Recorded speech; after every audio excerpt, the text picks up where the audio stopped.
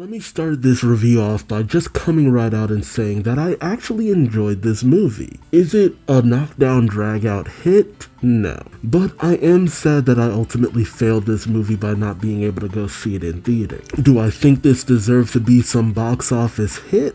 Not quite, but I feel like this should have been successful. And maybe, I don't know, around 5 or so years previous, it honestly would have. Very much in line with the likes of Shazam or Venom. If those movies could do as well as they did, I feel like this one deserved to do well too. And to that I say, Blue Beetle, I'm sorry. As someone who actually is a very lover of a lot of the auxiliary media when it comes to Blue Beetle. Not the deepest person in terms of the comics, although I did read the New 52 launch when that came out and enjoyed it. And I have seen Jaime's origin play out in so many different forms. Whether it be when I was originally introduced to the character back in Batman Brave and the Bold, which really let me love the character because of how dynamic the suit, the scarab, Kajida could actually be. The variations on the weaponry and the idea of this sentient AI kind of talking to him, but also trying to coax Jaime into being a little bit more volatile. In today's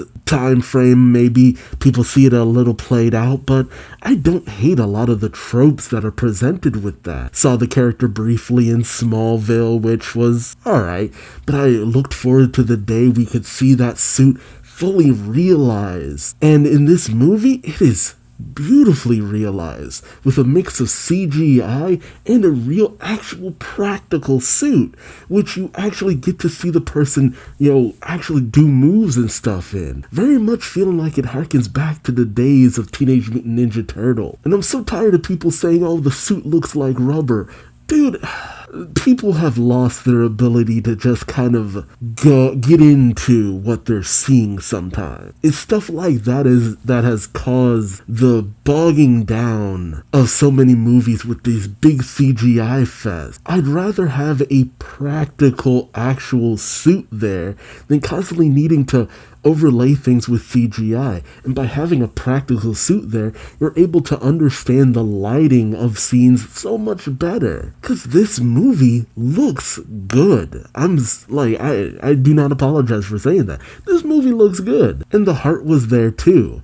The same kind of heart that I've seen, especially in terms of Jaime's family, and the good nature that he had that we've seen in stuff like Justice League Action, or Young Justice, or even the Injustice video game. If anything that kind of gets me is the fact that, unlike in the comics or a lot of other media, Jaime is not a teenager. He is fresh out of college, 22, coming back home after being away in Gotham learning law for a hot minute, only to come home, and this really was a gut punch to me because it was so relatable, finding out that family's broke, they're losing their home, dad had a stroke, he lost his job, or he's not able to work at the garage like he used to. I don't quite remember exactly what the situation was there, but I just felt bad for all the stuff that kept piling on them. And Jaime immediately wants to help out his family. He later finds himself wrapped up in a bit of a family feud with the Cord family. No Ted Cord in this movie, which was a bit of a bummer, but you get his daughter, who was never appeared in the comics, Jenny, as well as his sister, Victoria, who only showed up in the comics because of this movie. When this movie was being made, they incorporated her into the comics, and she appeared like almost half a year before this movie came out, and she looks good. Like, look up Victoria Cord in the comics, man. Not knocking Susan Sarandon. If anything, looks like a younger Susan Sarandon. And whereas Jenny believes in the kind nature of her father, who was the previous Blue Beetle, but he wore a suit and kind of did the Batman thing. In fact, he was the inspiration for Night Owl in the Watchmen's comics and movie. But Victoria is vile, she's mean, she is very racist, and she has a right-hand man called Carapax, who was a Ted Cord villain back in the old days, but 80s. And Victoria's trying to create the Omax, which, anyone who is a comic book lover knows about OMAC, and I love the degree of separation where the idea of Cord Industries creating OMAC's connection to Brother Eye, Maxwell Lord, is an interesting cyclical nature, and I could easily see that going in a deeper direction if I thought this movie was going to get a sequel. But I heard it did well on streaming where it was originally going to be released, so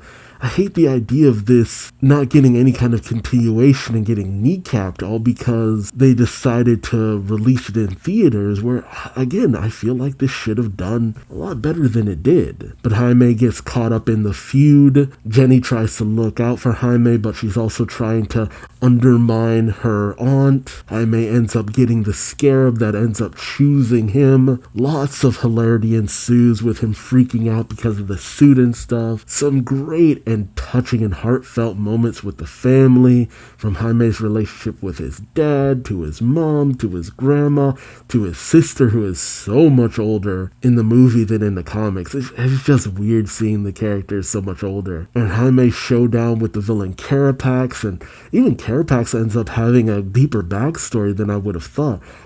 It's hinted at a lot throughout the movie, but I would have loved to at least have seen some flashes of why he was so bitter in the past. I feel like they needed to emphasize his journey a little bit more. And George Lopez is even in this movie as Jaime's uncle Rudy, who is not a character in the comics. Honestly, they replaced two of Jaime's more core supporting casts with people in this movie. There used to be the best friend Paco, which I don't know how people are going to feel about that name sometimes, but he was a close friend to Jaime in the comics and a lot of the ancillary animated series. But Rudy kind of replaces that role in Jaime's life as someone very close to him, big but big-hearted and all that good stuff. And usually there'd be Jaime's other best friend Brenda, who is also a love interest. And Jenny kind of takes the place of that, complete with the aunt who is evil. Because Brenda in the comics has this aunt who is called La Dama, who is a crime lord.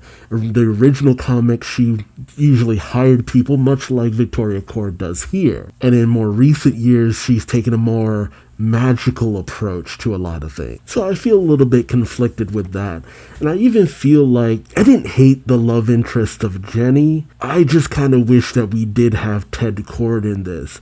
Because whereas originally in the comics, Ted Cord was dead before Jaime became a superhero, nowadays Ted is trying to mentor Jaime. Although I feel like maybe that would have ended up going in a lot of the direction that the Iron Man-Spider-Man relationship ended up going in, which is a bit of a bummer, because I could see that being why they decide not to go with that. But that gripe is more from a comic book lover standpoint than anything really wrong with the film as a whole. Though the tone could sometimes be a little bit inconsistent in places. I remember at one point Jaime went from being tortured, literally and figuratively, to finally embracing the suit and having a lot of fun with it, to being very much ready to kill somebody. And that happens a little too close together for my taste. And for me, this movie even has a really big gut punch and a tragic moment in it that really hit me hard. I don't know if it was just maybe my mindset, maybe I'm a big softie, but what happens really killed me. But it was very beautiful at the same time and really did a lot to help me be endeared to this movie even more than I already was. I think the biggest failing of this movie in a lot of people's eyes is that it wasn't some earth-shattering thing. And that's unfortunate. Because I hate the idea that you have to either be absolutely amazing or you're utter trash. And being in the midpoint almost feels like it's not allowed to be a thing anymore. Like if you're decent to good, you might as well not even exist. And I hate that mindset when it comes to this movie. This is not a movie that offends. This is not a movie that didn't deserve to see the light of day. There's good effects. There's good characters. There's good action. It is a solid movie. And I hate the fact that it's kind of being punished for being solid. But again, I'm part of the problem because I didn't go see it. And I fully accept that responsibility. Filed this under the same category as some of my other favorite solid movies like Atlantis or Treasure Planet, Batman Mask of the Phantasm. Movies that bombed horribly but honestly live on in my heart. I waited years for a Blue Beetle movie. I got a Blue Beetle movie. Was it everything that I hoped it would be?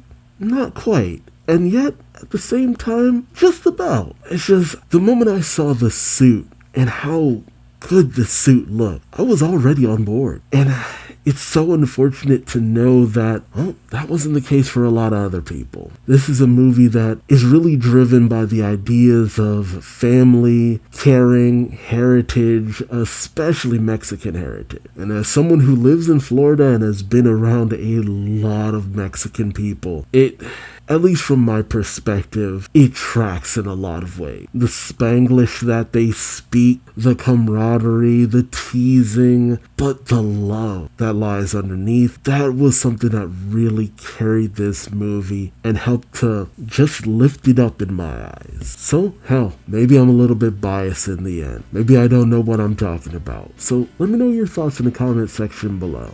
What did you think about the Blue Beetle movie? Did you love it? Did you hate it? Or are you just kind of middle of the road on it? In a movie where everyone nails their roles spectacularly, it could have been so much worse. And I fear that the next thing we get with Blue Beetle just might be. Or it could be good too. I don't know. My perspective is just, this was the chance to tell a really good Blue Beetle movie.